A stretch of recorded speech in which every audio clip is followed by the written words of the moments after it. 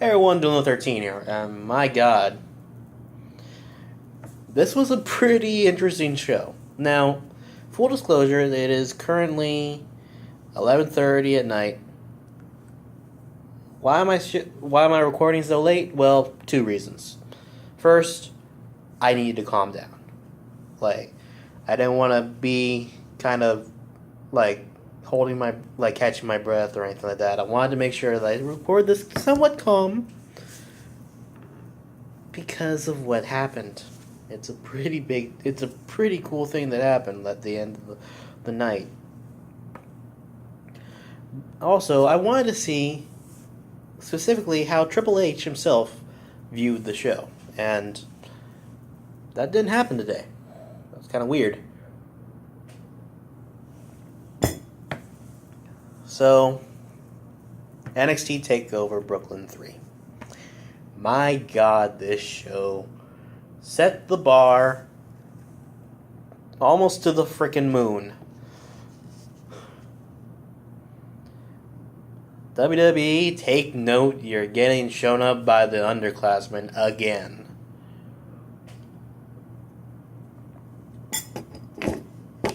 That's water, by the way. Anyway.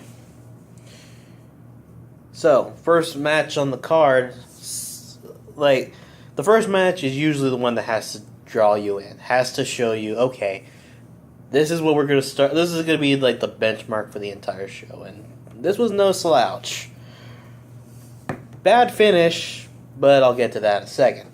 We had Andres Sionalmus and his manager, whose name escapes me at the moment, and he faced Joey Gargano, or as he's calling himself, Joey Wrestling. And first off, I'd like to say, on camera, I think that the NXT broadcasters are the best ones we could ask for, and that could not be any more true with how they called this match. Because the beautiful thing about Mauro Ranallo is that he knows the instant he needs to be excited because, well, he has to be the commentator. He has to be essentially he has to be the JR, which is kind of funny for me to say. See why in a second. Match was great. Match was fantastic. Good way to start the show. Well paced, well executed. Then we get to the end. At the end, I had to laugh. Really, it's only because, well, it's a funny way to end a match. It's kind of a New Japan way to end a match, actually.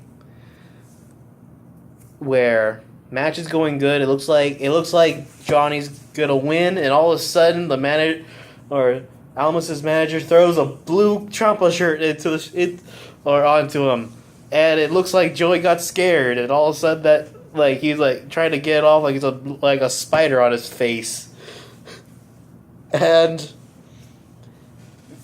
Almas got the win. Almas got the clean pin on Johnny Gargano, and you know what? Good on him. That was funny. I'm mad about the ending, but at the same time, like I said, it's a New Japan type ending where stuff like that would happen. It's okay. As long as the whole show is not like that, and the whole show was not like that. To a point. Then we had the first of the three belt matches. We had Authors of Pain defending against Sanity. This match, I'll say this is the second best match on the card. But in terms of what happened, best or most shocking thing that happened on the card, or second most shocking thing that happened on the pay-per-view in total, because I can say this now, and I'm kind of sad that I can say this because it means that I was wrong in my prediction, and new NXT Tag Champions, Sanity. So, it looks like I was off I was on the opposite end of what I should have said, and instead of Sanity getting called up tomorrow or Monday or Tuesday, it's gonna be the Authors of Pain. And God help whatever division they go into.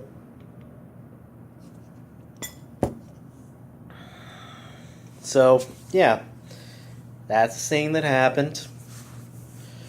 Sanity's now your NXT champions, our tag team champions. But what's interesting, there was two things of note. Nikki Cross, poor girl, got annihilated through a table. Like there was, like I was watching, like I said on the last video, I was watching with the Team 4-Star guys, Lanny Patora and Tagahana 101 on their chat, and everyone on the chat's like, has anyone fished out her corpse yet? 'Cause I think she's dead after that. She got powerbombed through a table. Or whatever, she just got thrown through a table really fucking hard. We think she might be dead. That was the first of two shocking things that happened. Which is why I say this is probably the most shocking match of the night. The second, of course, being the title change, because title changes are always really cool to see. The third thing that happened was Kyle O'Reilly and Bobby Fish attack Sanity for no reason, it seems. And you're like, okay, I respect you guys trying to make a name for yourself, but this is kind of out of left field.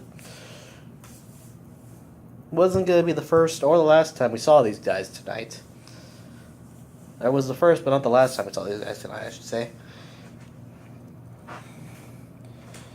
Then we had,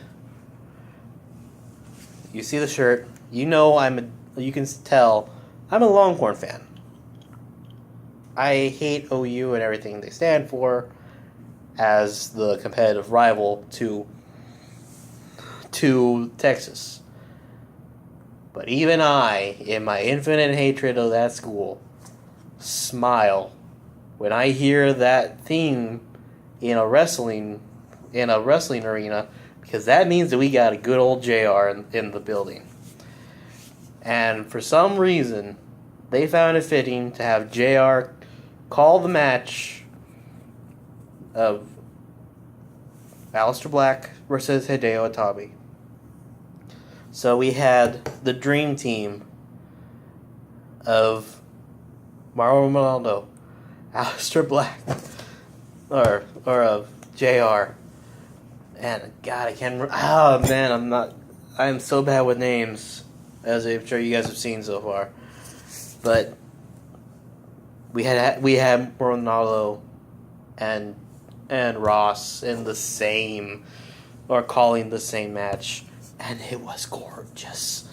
The commentary was beautiful, and that was the one thing we're talking about. It's like JR could commentate a guy scanning your groceries, and you would find that interesting. And the match itself was fantastic. It's just thing too. Like, I noticed this. I don't know if I didn't say this before, but I'll say it now. If you look at it again, because I did watch all the entrances again at least, because the entrances, of course, are my favorite part of the show. Entrances are, in my opinion, they are just as important, if not more important, than the actual match. Because the promo, the guy could be crap at promos. The guy could not, or could be he could be a horrible talker. Or just an average talker. But amazing in the ring. And it's just that, you get that gauge of presence that they know what they're doing when they step onto the entrance ramp.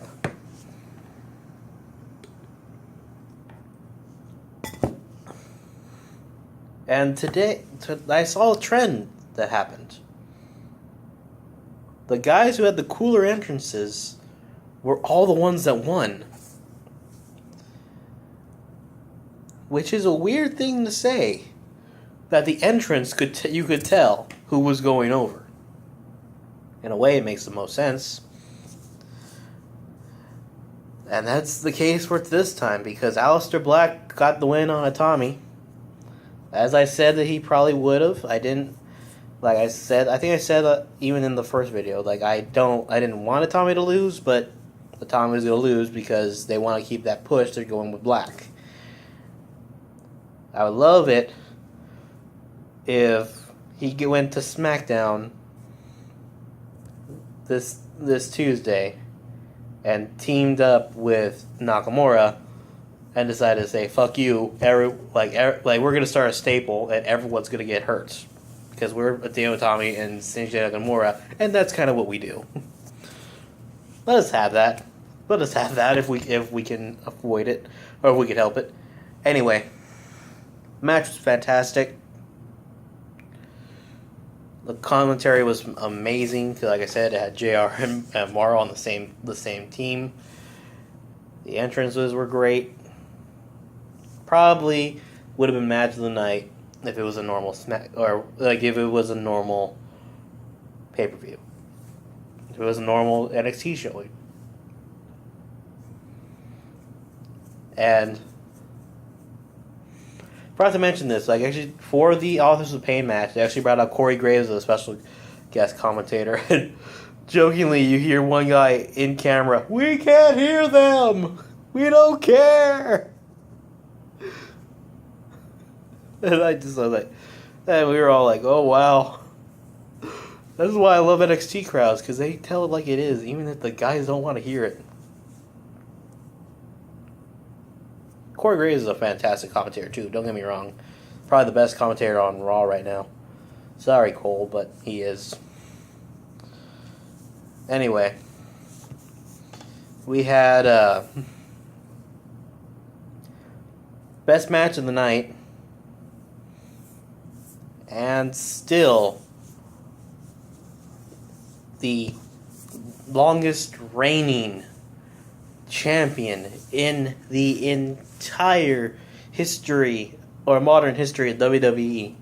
She only has one or major feat that she could top now, but she's not going to be able to do it. Miss Asuka is still your NXT champion after a fantastic match against Ember Moon. And again, I say, the one that had the better entrance of the two won the match. In my opinion, Asuka had a fantastic entrance. 90% or 50% of which is because of her, 50% of which is because of her theme song, or because of her theme, because that is an amazing theme. Great, hard-hitting match. Both girls got a standing ovation at the end of it, as they should, because, again, they stole the show. Ember, surprisingly though, it looks like Ember Moon might be going up to the main roster. Because she's done everything she can in NXT, and let's be honest, if we can't have Asuka, we can have Ember Moon in WWE. It's proper, and it will work. In fact, it might work a little bit better, actually. Like, she actually left like she was leaving, so. Then, we had the final match. And this is the main reason I waited about an hour to record this match, because I'm already about 14 and a half minutes, or 14:45, it looks like it says on the thing. And, well, this was fun. This was a fun match to watch. The entrances alone Again, better entrance. Didn't think that they were going to do it for this match. Better entrance won. We had Drew McIntyre versus Bobby Roode for the NXT Championship. And it's like, thinking about it, it was just like Bobby's entrance was just like when Shinsuke entered. Or in NXT Takeover. Well, Takeover San Antonio. When he lost the belt. Or no, it was actually Takeover. Was it Takeover Brooklyn? First one? I think it might have been. Anyway, either way, when Shinsuke entered for his last match as champion, the entrance wasn't as spectacular as the entrance beforehand. Same thing happened with Bobby Roode. But we gotta talk about about Drew McIntyre's entrance, because he actually got bagpipes and drums from the the NYPD, like their actual drum brigade or drum and bag brigade, to come out and escort him to the ring. And that was badass. That was amazing. And I was sitting there, I'm watching this entrance, and I'm like, wow, this is gonna be a fun match. And it was everything I thought it was gonna be and more.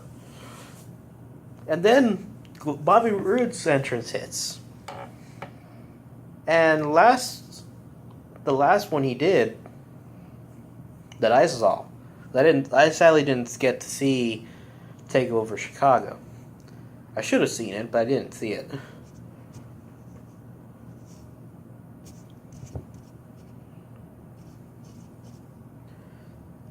They had the last entrance he did. He had two piano players, kind of like a dueling piano, or a duel of the banjos, but with pianos, escorting them out before his song actually hit. And this time,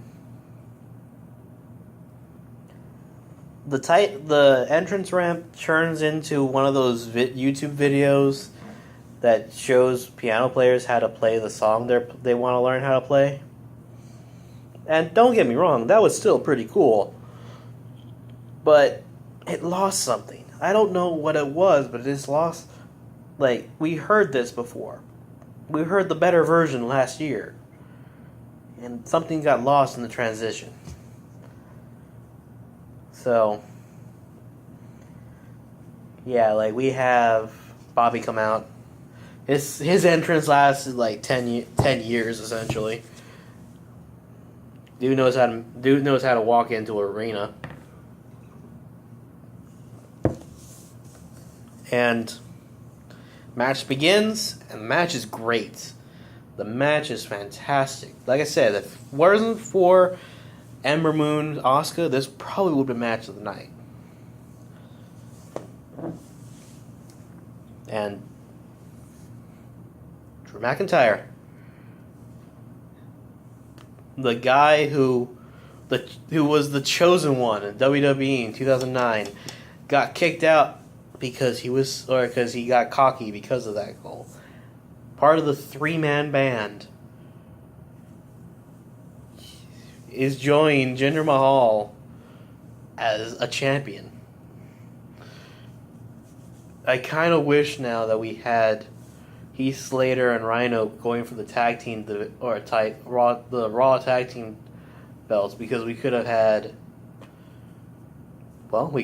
all three members of the 3-man band as a champion, and that would have been amazing.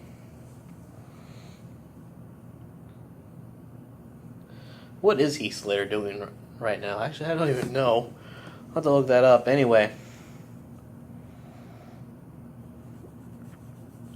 So yeah, we have Drew McIntyre wins, and like Bobby Roode's pissed off. Actually, look up the video that came out afterwards. Like Bobby is livid at the fact that he lost, and he deserves to be livid because, well, he lost. He's Bobby Roode. He's not supposed to lose. That was not the most shocking thing that happened though, because Bobby Fish and Kyle O'Reilly come back out, and they just stand there. And from behind Drew McIntyre comes Adam Cole, baby! Yes, I know I just did that. No, I'm not ashamed. It's Adam fucking Cole. Holy shit. That was amazing. Adam Cole lays a fucking beat down on Drew McIntyre. And it looks like, to me, we have ourselves a new faction growing. If they can get Bobby to come in to the said faction. Or if they could get Roderick Strong. It could be all Ring of Honor guys, like the Ring of Honor guys team up and try to face the NXT crowd.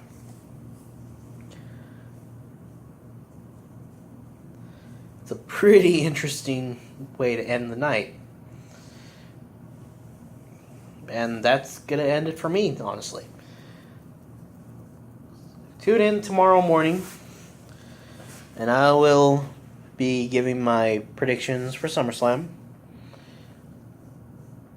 I got a lot to think about tonight because we have 13 matches actually. This 3 pre-show matches and 10 actual matches on the card.